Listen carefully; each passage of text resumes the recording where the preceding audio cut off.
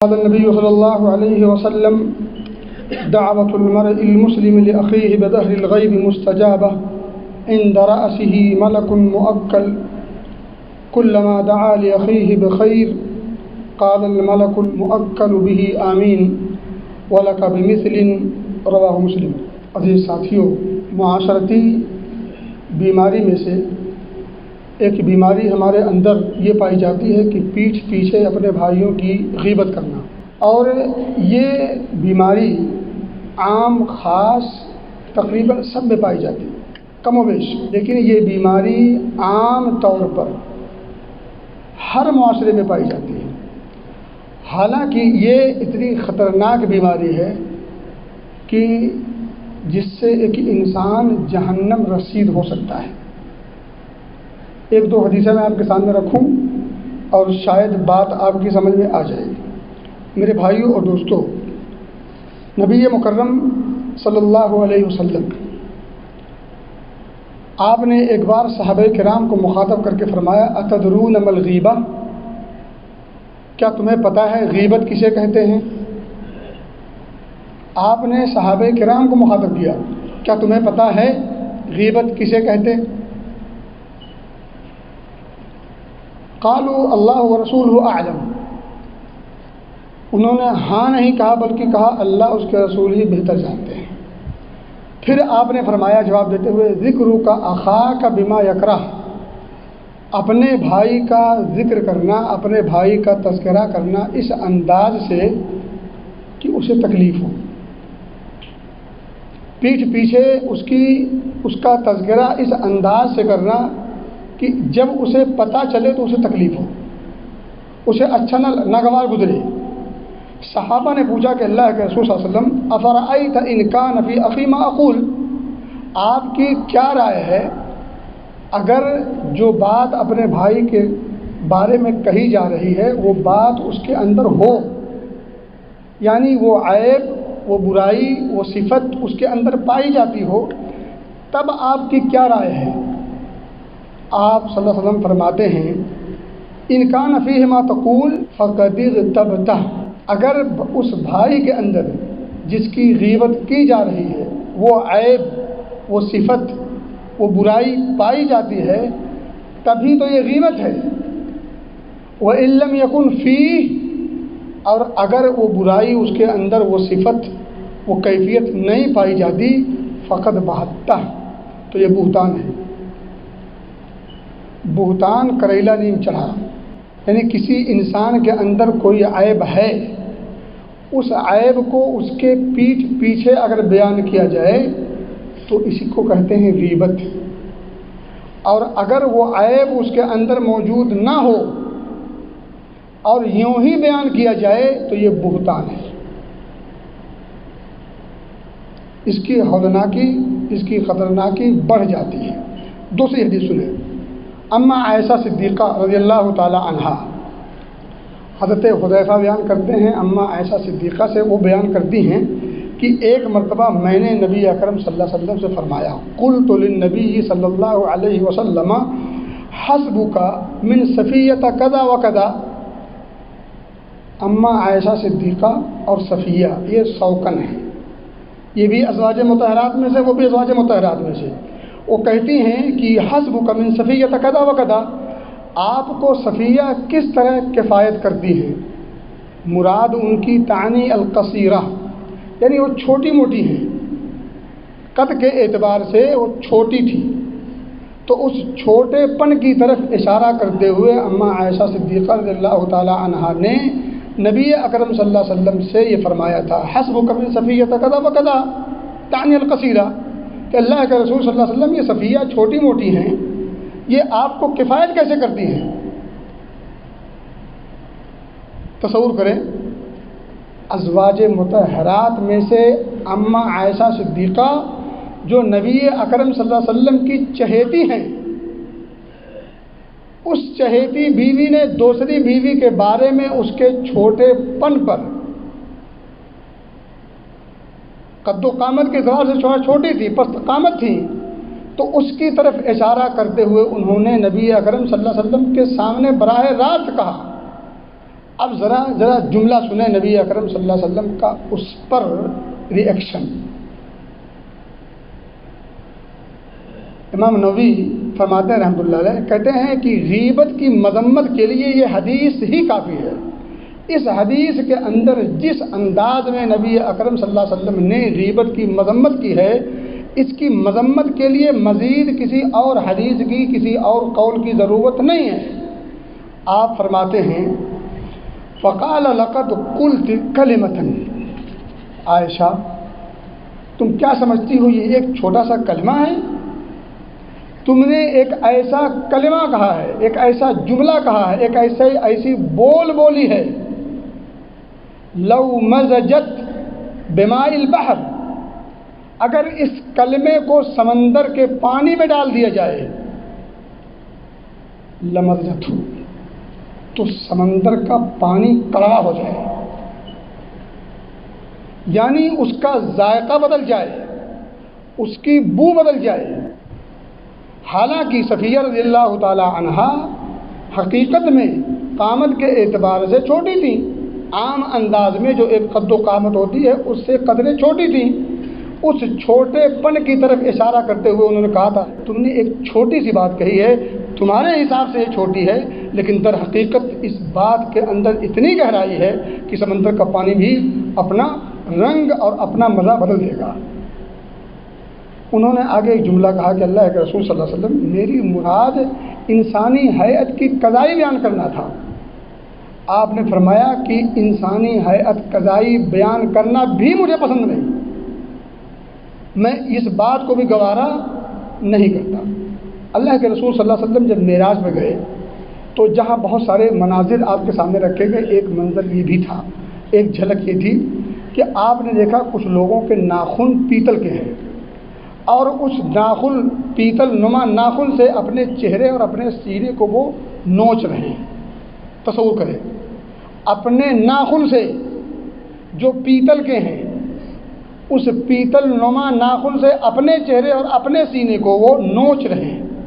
نبی مکرم صلی اللہ علیہ وسلم نے حضرت جبریل سے پوچھا من ہؤلاء یا جبریل، جبریل یہ ہیں کون لوگ؟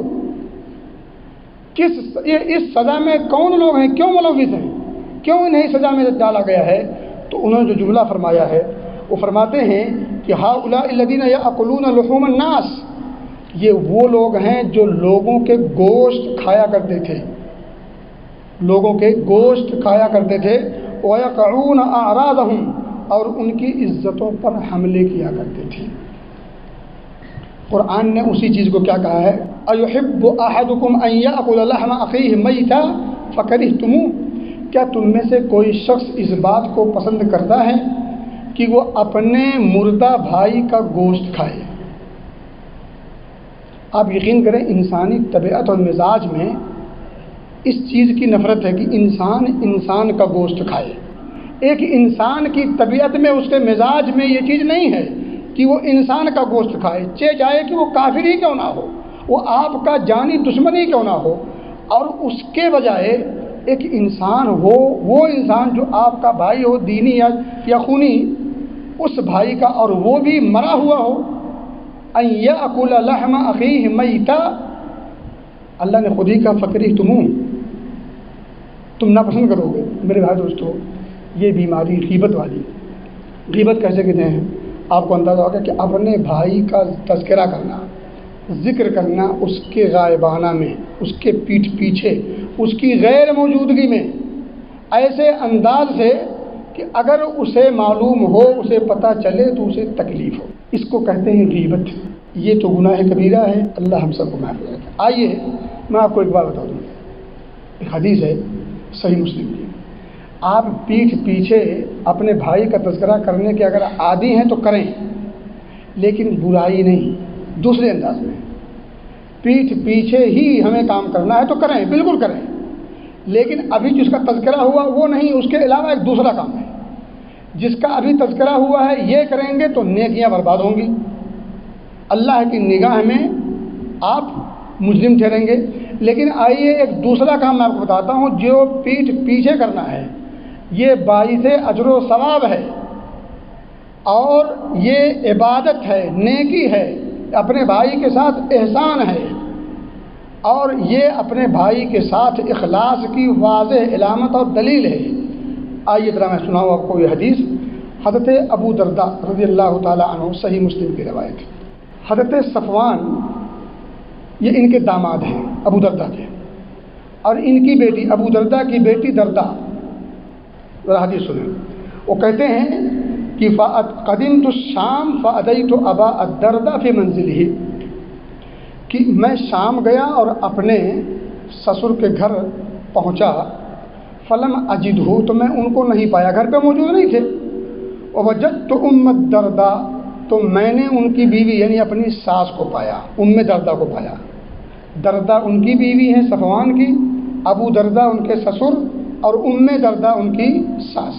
سسرال میں جب پہنچے تو سسر کو نہیں پایا، ساس موجود تھی۔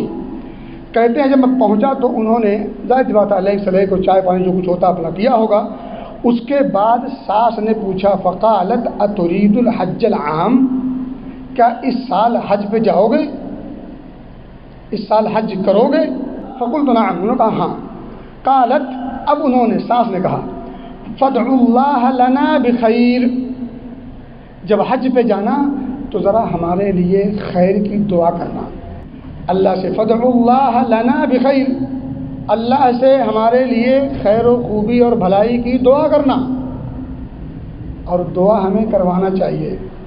نبی پاک صلی اللہ علیہ وسلم نے حضرت عمر سے مخاطب کر کے کہا تھا، عمر جا رہے ہو عمرے پہ، ذرا اپنے بھائی کو بھی دعائے خیر میں نہ بھولنا۔ نبی پاک صلی اللہ علیہ وسلم نے عمر بن خطاب کو مخاطب کر کے جملہ کہا تھا۔ چھوٹے بڑے کا کوئی امتیاز نہیں ہوتا، بڑا بھی چھوٹے سے دعا کی درخواست کر سکتا، کرنا چاہیے، اس میں کوئی شان میں کوئی کمی نہیں آتی۔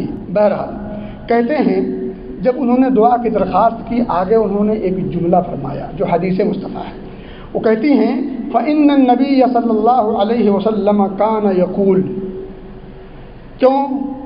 کیونکہ نبی اکرم صلی اللہ علیہ وسلم فرمایا کرتے تھے، کیا فرماتے تھے؟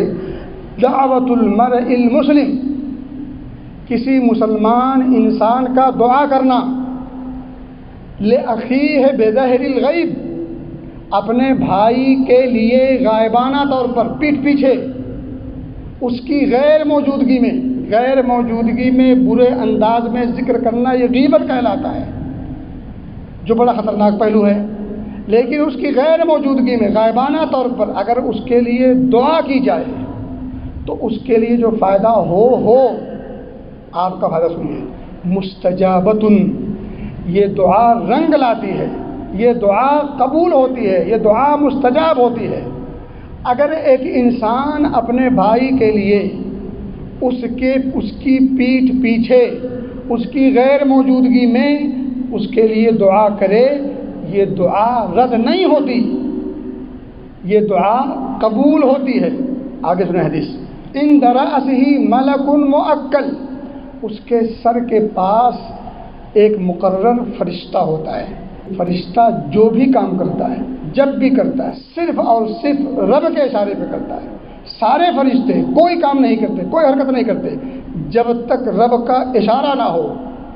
لا یعصون اللہ ما امرہم ویفعلون ما یؤمرون، گویا کہ رب کے حکم پر فرشتہ اس شخص کے سر کے پاس مقرر کیا گیا ہے۔ اب اس کی ڈیوٹی کیا ہے، وہ کرتا کیا ہے؟ حدیث میں آتا ہے کلما دعا لأخیہ بخیر، جب بندہ اپنے بھائی کے لیے خیر کی دعا کرتا ہے، کوئی بندہ عام خاص کی کوئی شرط نہیں رکھی ہے، کوئی شرط نہیں ہے، کلما دعا لأخیہ خیر، جب بندہ اپنے بھائی کے لیے خیر کی دعا کرتا ہے، قال الملک المؤکل بہ آمین، وہ جو مقرر فرشتہ جو سر کے پاس مقرر ہے، وہ فرشتہ جب یہ دعا سنتا ہے، غائبانہ دعا اپنے بھائی کے لیے جب ایک انسان کرتا ہے تو وہ آمین کہتا ہے۔ میں نے بتایا اور آپ جانتے ہیں کہ فرشتہ جو بھی کرتا ہے رب کے حکم سے کرتا ہے۔ اب آپ سوچیں، اگر میں دعا کروں کسی مسلمان بھائی کے لیے اس کی پیٹھ پیچھے اور فرشتہ اس پر آمین کہے، اور آپ کو پتہ ہے فرشتہ آمین رب کے حکم سے کہہ رہا ہے، کیا یہ دعا رد ہوگی؟ اللہ کہلوا رہا ہے، رد کرنے کے لیے نہیں، قبول کرنے کے لیے۔ یہی ایک بات اور معلوم ہوتی ہے، جب کوئی دعا کرے تو اس پر آمین کہنا چاہیے، جب کوئی دعا کرے تو اس پر آمین کہنا چاہیے، آمین کہنا ہے، ٹھیک ہے۔ قال الملک المؤکل بہ آمین، بات یہی ختم نہیں ہوئی، آگے اور ایک جملہ ہے بڑا خوشکن ہے، وَلَكَ بِمِثْلٍ، ایک طرف تو اس دعا پر وہ آمین کہتا ہے، آمین کا مطلب اے اللہ تو اس دعا کو قبول کر لے، اور یہ جو آمین کہہ رہا ہے وہ رب کے اشارے سے کہہ رہا ہے۔ دوسری طرف اب فرشتہ خود دعا کر رہا ہے، اللہ اسے بھی ایسی ہی چیز عطا کر دے، اللہ اسے بھی، آپ نے اپنے بھائی کے لیے کوئی خیر کی دعا کی، فرشتے نے آمین کہی، اور پھر فرشتے نے دعا کی آپ کے لیے اسی خیر کی۔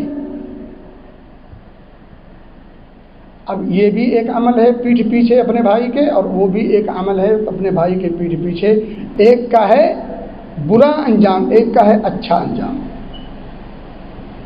تو اب جب کبھی غیبت کرنے کا موڈ بنے تو غیبت نہ کر کے اس کے لیے دعا کر دیا کرو۔ جب کبھی کہیں بیٹھے ہوں، جب کسی کا برائی والے انداز میں ذکر کرنے پر آپ مجبور ہو جائیں، دل مچلنے لگے، تو اس کو گھما دیں، بدل دیں، اس کو ذکر خیر میں اس کو تبدیل کر دیں، برے ذکر سے اچھے ذکر میں اسے تبدیل کر دیں۔ تو ایک بات آپ کا کیا ہوگا، بھائی کا بھلا ہوگا، آپ کا بھلا ہوگا۔ یہ عبادت بھی ہے، دعا عبادت ہے، یہ عمل صالح ہے، اس پر اجر ملے گا، نیکی ملے گی، اور بھائی کے ساتھ احسان بھی ہوا۔ آپ نے فری میں ایک عبادت کر لی جس سے آپ ماجور بھی ہو گئے، بھائی کا بھی خیر ہو گیا، جو آپ نے بھائی کے لیے مانگا وہ چیز آپ کو بھی مل گئی، آپ کو ملنا یہ یقینی ہو گیا۔ کیوں؟ کیونکہ عند رأسہ ملک المؤکل، اور اس سے پہلے ہے مستجابہ، دعا رد نہیں ہوتی، قبول ہوتی ہے۔ میرے بھائی دوستو، آج کی اس تقریر کا خلاصہ یہ ہے کہ غیبت سے اپنے آپ کو بچائیں، اور غیبت کی جگہ پر اپنے بھائی کے لیے ذکر خیر کرنا نہ بھولیں، تاکہ یہ پیٹھ پیچھے ذکر بھی ہو جائے، اور آپ کے ساتھ اور اس کے ساتھ بجائے